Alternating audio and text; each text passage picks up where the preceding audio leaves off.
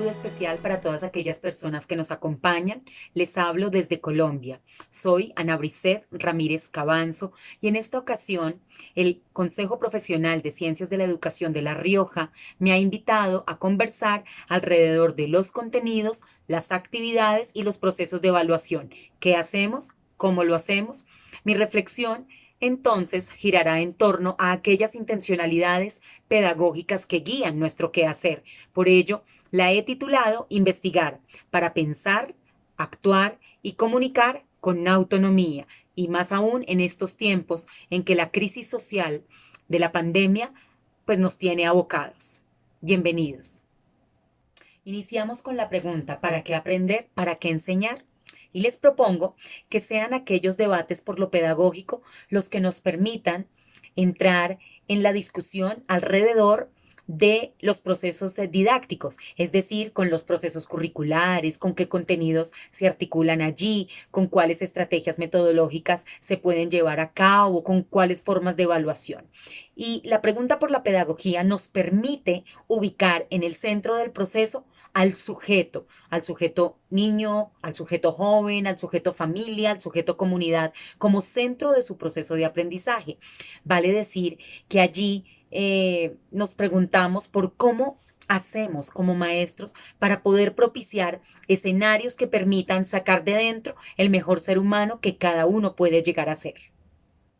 Ahora bien, ¿por qué ponemos en el centro de la reflexión la pregunta por la condición de humanidad?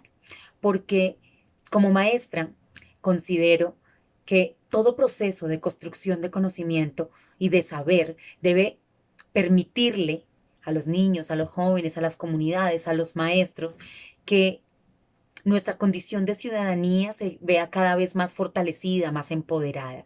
Ello exige aprender a pensar críticamente y para ello se requiere fomentar, formar el espíritu investigativo, un espíritu investigativo que nos permita movilizar el saber, el saber a aprender, el saber para tomar decisiones, el saber para actuar, el saber para comunicar. Por ello les propongo que sea la investigación aquel escenario que nos permite fecundar procesos de aprendizaje. ¿Cómo ponemos entonces en función de los procesos de aprendizaje? A, las demandas del contexto. B, los intereses de conocimiento que tienen las comunidades. C, los retos del mundo contemporáneo a los que nos vemos enfrentados. D, todos aquellos saberes propios de las disciplinas, ¿no? Todos aquellos contenidos que movilizamos para aprender tienen que servir para algo y en este caso deben ser puestos al servicio de la lectura crítica de las realidades y por ende a apostarle a construir opciones de transformación social. Como pueden observar, en el centro de la infografía se expresa una afirmación para pensar críticamente y es para eso que nos sirve generar contenidos, actividades y procesos de evaluación que sitúen la investigación como eje de los procesos pedagógicos y didácticos. ¿Y qué es pensar críticamente? En otras palabras, es arriesgarnos a pensar con autonomía, es decir, a pensar por sí mismos y a poner en función de las problemáticas sociales, nuestras habilidades, competencias, nuestras capacidades, en otras palabras, a desplegar el poder de ser por sí mismos sujetos autónomos. En este orden de ideas, los invito entonces a comprender que la investigación es el proceso que permite aprender significativamente, encontrarle sentido y significado a las realidades que vivimos. Aprender a investigar, como diría Paulo Freire, pasa por un sentimiento y por una dimensión placentera, significativa, que nos permite enfrentarnos a las lecturas diversas de la realidad. Y esto se constituye en un proceso vital de la formación de las ciudadanías de nuestros niños, niñas y jóvenes. Y allí es fundamental entender que a través de la investigación podemos aventurarnos a descubrir múltiples inéditos viables.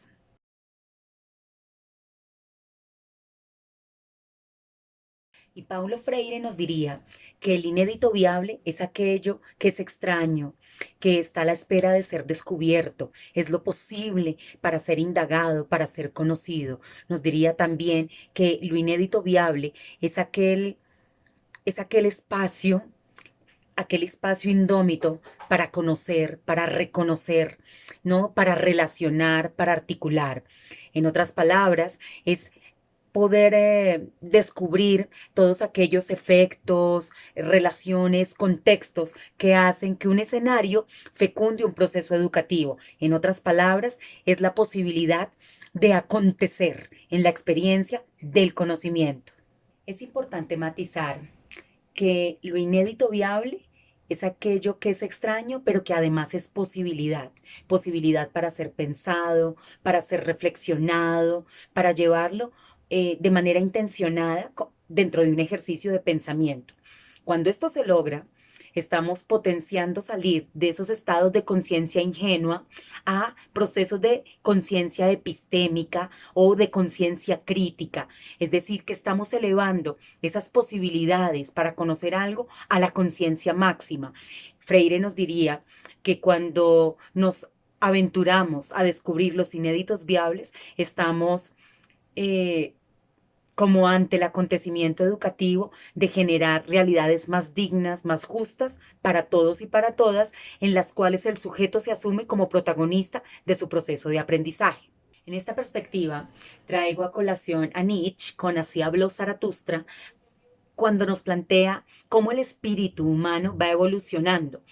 Allí entonces vemos que la investigación se convierte en un nicho fecundo para hacer que ese espíritu salga de esos estados de conciencia ingenua y se eleven a la conciencia máxima, es decir, hacer efectos zoom de alejamiento y de acercamiento a las realidades, a los contextos que cotidianamente vivimos.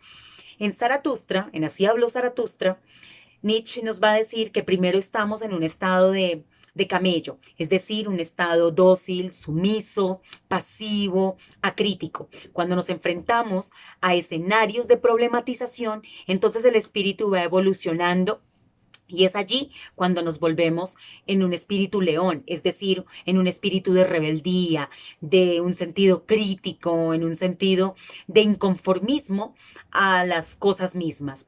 Pero es allí cuando volvemos, nos evolucionamos entonces al espíritu de un niño. ¿Por qué? Porque los niños, desde su capacidad de curiosear, de lenguajear, de poner todo desde la experiencia, desde jugar con posibilidades, entonces se vuelve creativo, se vuelve transformador de realidades. Y a eso los estoy invitando, a que planteemos contenidos que vayan articulando procesos investigativos que despierten en los estudiantes la evolución de su espíritu investigativo.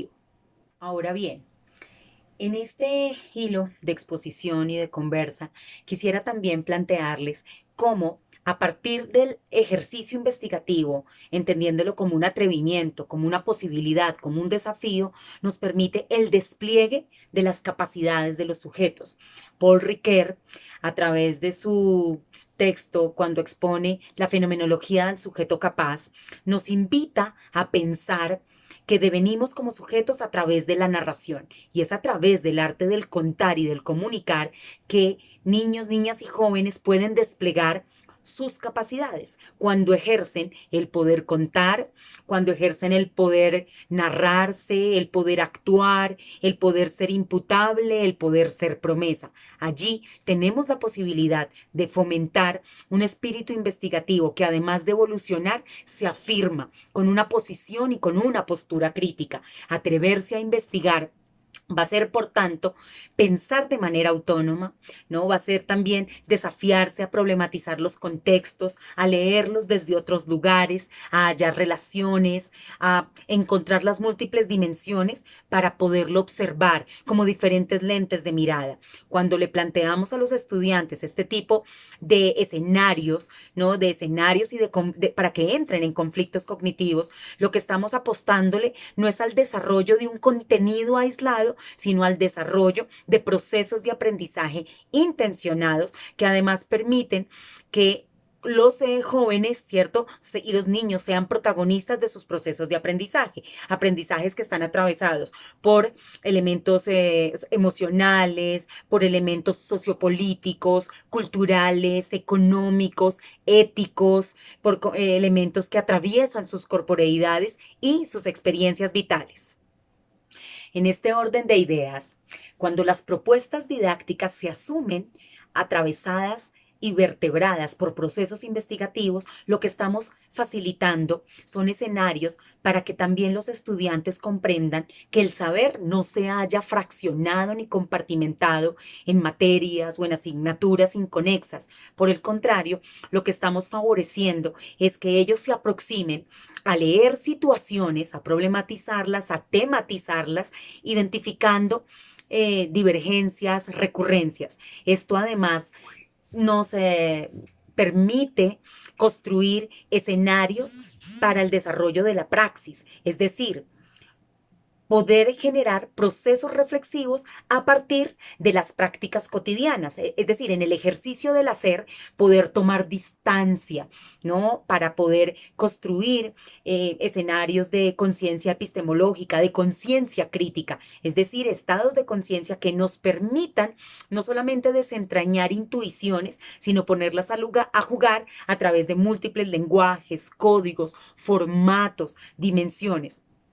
Ahora, como diría Feynman, ¿qué es argumentar? Y argumentar no es ni refutar ni impugnar algo, sino por el contrario, ir tras la huella de sí para construir argumentos sólidos que permitan desentrañar, evidenciar, deconstruir, ¿no? Las lógicas instituidas, las lógicas comunes, obvias, para poder ir, ¿no? Hacia el fondo y poder encontrar las institucionalidades, los agentes, las relaciones de poder, las relaciones de orden económico, sociocultural, que necesariamente atraviesan todos los objetos de conocimiento.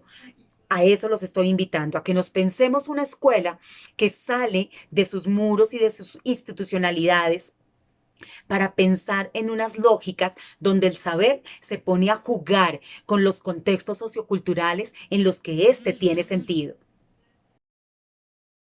Así las cosas, en el ejercicio de un pensar intencionado, y donde nosotros como maestros, como formadores, establecemos estas intencionalidades particulares, ¿no? Este sello singular para desarrollar las propuestas didácticas, lo que estamos haciendo es plantear un escenario importante para que al ser sujetos de sus procesos de aprendizaje, los jóvenes puedan entablar de manera autónoma el acto del conocer. ¿Conocer qué? Ante todo les estoy planteando que elaboremos rutas de acción para que ellos primero reconozcan sus intereses vitales, para que ellos se problematicen como sujetos, es decir, que leen, les gusta leer, por qué, para qué, a qué redes se involucran, en qué redes interactúan, desde qué plataformas, por ejemplo, se acercan a los videojuegos. En nuestros contextos, los jóvenes son gamers, pertenecen a comunidades de gamers online, pero también a cómo desde allí problematizan sus sexualidades, sus procesos comunicativos, donde ellos también se problematizan desde las relaciones de poder que agencian, pero que en las cuales también son agentes de cadenas muy seguramente de exclusión, de discriminación, qué pasa con las violencias de género que viven, entre otras situaciones que les permite encontrar qué les interesa conocer,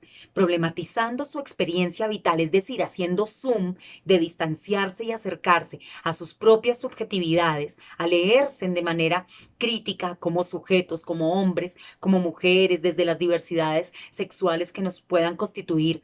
Los estamos también permitiendo la entrada a que exploren otros intereses de conocimiento que están atravesados muy seguramente por la expresión estética, por las expresiones visuales, por el graffiti, por la danza urbana, pero también por las artes gráficas, por la pintura. Muchos de nuestros jóvenes, por ejemplo, interactúan en plataformas como Wattpad, es decir, que aunque no lo sepamos, ellos están accediendo a procesos de lectura, de escritura, donde ellos se están convirtiendo en autores de sus propias experiencias vitales y de sus recorridos para pensarse qué escribir, cómo entender el mundo cotidiano y también cómo plasmarlo a través de diversas formas de textualidad. Esto también nos está implicando pensar que los contenidos se sitúen primero en sus contextos vitales, en sus contextos más próximos, también para poder entablar puentes que los articulen al mundo del saber, al mundo de la ciencia, al mundo de la cultura. No podemos pensar en contenidos aislados y en recursos aislados que lo que hacen es llevarlos a que deserten cada vez más pronto y más temprano del conocimiento, ¿no? Y desertan no solamente físicamente, sino desertan desde la apatía a escribir, desertan desde la apatía a la lectura crítica, desertan cuando ni siquiera, por ejemplo, quieren acceder de manera placentera a las propuestas que les estamos brindando. La invitación, por tanto, es a retarnos, a desafiarnos como formadores y a poder reconocer estos mundos vitales de los niños, de las niñas, de los jóvenes con los que interactuamos y con quienes nos construimos como sujetos maestros y maestras. Teniendo en cuenta que si partimos del reconocimiento de quiénes son nuestros estudiantes como sujetos, es decir, en sus potencias, en sus diferencias, en sus también oportunidades y debilidades, creo que allí podemos encontrar puntos que articulen el mundo de la vida, de su vida, de la cotidianidad, con el mundo del saber, de la ciencia y de la cultura. La infografía, por tanto, nos está señalando algunos elementos a los cuales y algunas posibilidades que hoy, más que nunca, encontramos abiertas y libres. La crisis que vivimos también ha permitido que muchísimos de los contenidos se pongan a disposición gratuita de los usuarios.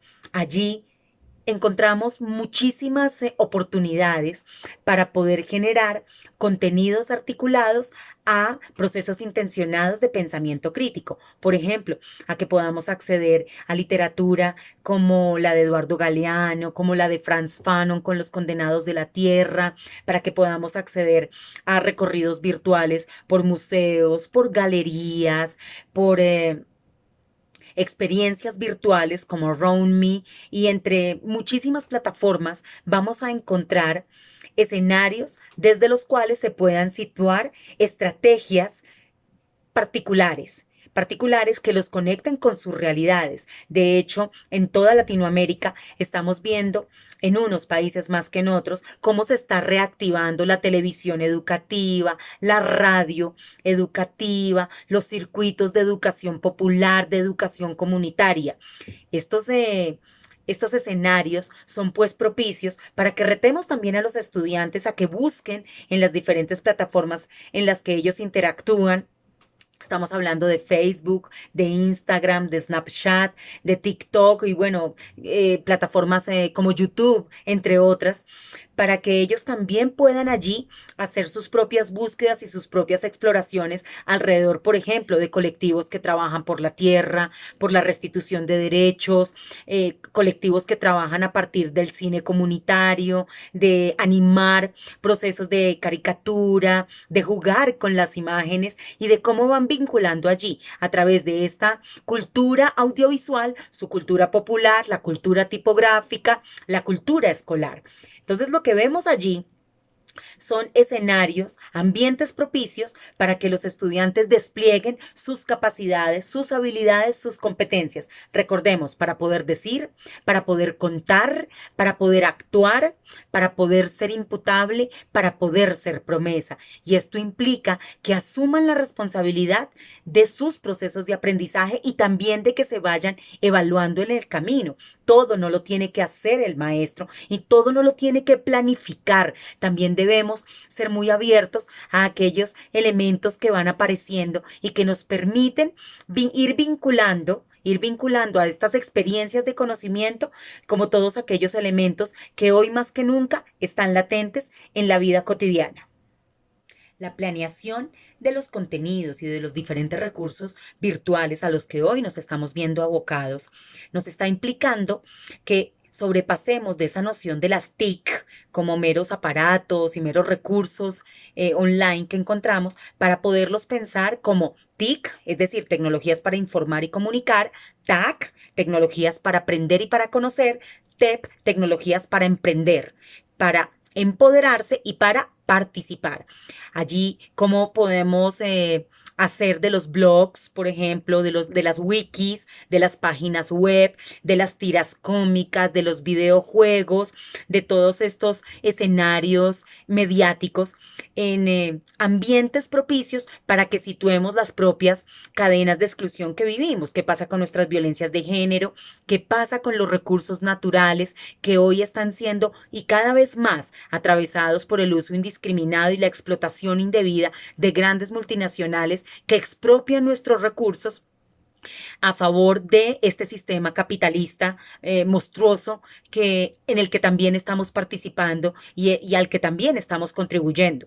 Son escenarios que nos deben invitar a pensar de manera crítica y de manera autónoma. Entonces, hagamos de estas situaciones oportunidades para que los estudiantes, por ejemplo, puedan construir proyectos de investigación, proyectos a través de los cuales ellos establezcan relaciones entre saberes, entre disciplinas, entre múltiples dimensiones que necesariamente, como ya les había explicado, atraviesan los objetos de conocimiento. El relacionamiento que hoy están teniendo las nuevas generaciones con todas aquellas plataformas tecnológicas viejas, nuevas, ¿no? Cada vez más actuales, más multifacéticas, con otros códigos y otras posibilidades y cada vez más portables, lo que nos está mostrando es que su experiencia formativa hoy está inserta en una matriz cibercultural, matriz a través de las cuales la cultura popular se hibrida con la cultura tipográfica, con la cultura audiovisual y con una cultura digital. Esto, por tanto, nos debe posibilitar comprensiones de cómo nuestras propuestas educativas y cómo los debates de lo pedagógico están siendo interpelados por estas nuevas formas de materialidad e inmaterialidad que beben entre las temporalidades de lo online y de lo offline. La invitación es a dejar de pensar un poco que lo virtual va por un lado y que la presencialidad va por el otro, ¿no? Son como capas de una misma cebolla, es decir, son capas de una misma realidad. Si nosotros como maestros comprendemos que hoy la experiencia de vida de nuestros jóvenes, de nuestros niños, es diferente a la de épocas anteriores y que hoy la matriz cibercultural nos está imponiendo otras maneras de interacción, vamos también a poder comprender que los contenidos deben dejar de verse desarticulados. Los invito a continuar creando propuestas interdisciplinares, propuestas que transversalicen las habilidades, las competencias de los estudiantes. No tenemos por qué saberlo todo, pero sí tenemos es que ponernos como en el papel de lo que implica la formación humana hoy más que nunca. Y no es a la reproducción de contenidos asimétricos, sino por el contrario, cómo construimos simetrías educativas que hoy también estén articulándose con características como la conectividad, como otras maneras de interactividad, con otras textualidades que hoy se llamarían hipertextuales, narrativas transmedia, hipermedia, pero que allí también vamos viendo que los procesos de aprendizaje se van expandiendo, ¿no? Son más invisibles, más ubicuos, más diseminados. El mismo conocimiento hoy adquiere otras formas, otras temporalidades, por eso hablamos de que es más descentrado, diseminado, deslocalizado. Y esto nos implica también entender y reflexionar alrededor de los saberes cada vez más tecnomediados que construyen nuestros estudiantes y cómo hacemos para también pensar procesos evaluativos que los sitúen como sujetos críticos. El recorrido aquí planteado nos está exponiendo ante unas dinámicas de inteligencia colectiva sin precedentes. Esto implica que retemos a los estudiantes a que desarrollen propuestas de investigación con otros. Y estos tiempos de crisis también están brindando otras maneras para desplegar procesos de creatividad social, procesos de inteligencia con el otro, siendo pares, ¿no? Siendo pares para poder leer las realidades, para poder problematizar los contextos. Invitémoslos a que sitúen sus intereses de conocimiento en los territorios que vivimos, en los territorios corporales, los territorios de familia, los territorios de localidad, de región, de país y de mundo. Es así que podemos también emprender apuestas curriculares para potenciar el sentido de criticidad, para poder potenciar procesos de pensamiento que les permitan enfrentarse a las realidades que vivimos, realidades que exigen ser leídas desde múltiples lugares, con múltiples actores y desde múltiples lentes. En otras palabras, la investigación es una de las claves para poder potenciar la formación de niños, niñas, jóvenes y comunidades como sujetos políticos. Y esto nos posiciona ante formas evaluativas, creativas, formas de evaluación que no pasen solamente o necesariamente por la cuantificación, sino que cualifiquen esas otras habilidades, competencias que hoy los estudiantes están desplegando a través de una fuerte interacción tecnomediada. Ello nos reta a ser maestros cada vez más propositivos, cada vez más creativos, pero también a entender que hoy nos estamos enfrentando a un desafío sin precedentes y es cómo nos pensamos la formación, la condición de humanidad desde esta matriz cibercultural que vivimos. Muchas gracias. Agradezco la invitación que me hace el Consejo Profesional de Ciencias de la Educación de La Rioja para poder plantear estas reflexiones. Espero que estos elementos aquí compartidos les permitan seguir consolidando apuestas creativas que cada vez más nos enfrentan a los retos del mundo contemporáneo. Creo firmemente en que la investigación es la clave para poder fomentar en los estudiantes un ejercicio, el ejercicio del pensar, del actuar y del comunicar con autonomía, un ejercicio que le apuesta al desarrollo de su sentido crítico y de que ellos sean protagonistas y agentes de procesos de transformación social.